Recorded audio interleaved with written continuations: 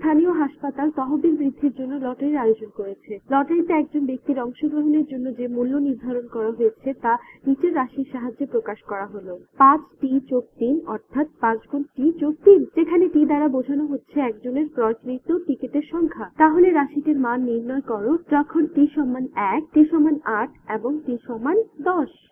শুরুতে প্রথম অবস্থাটা বিবেচনা করি, যেখানে t = 1।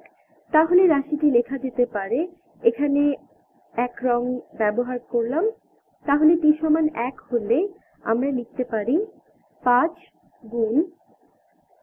গুণ 1 যোগ এই 3 যোগ 3। আমরা জানি গণিতের কার্যবিধি অনুসারে প্রথমে গুণের কাজ এবং পরে যোগের কাজ করতে হয়। তাহলে লেখা যাবে 5 গুণ 1 = 5 যোগ 3, যেটা সমান হলো 8।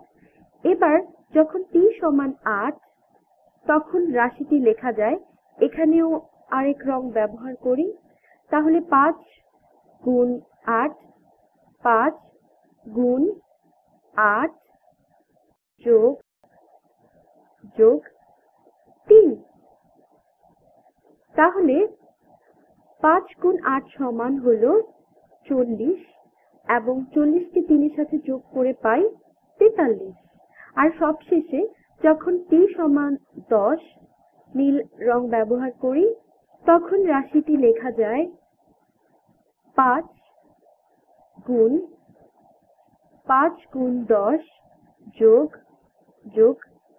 3। 5কে 10 দ্বারা গুণ করলে পাওয়া যায় 50, তার সাথে 3 যোগ করলে 50 এর সাথে 3 যোগ করলে আমরা পাই 53। এখানেই শেষ।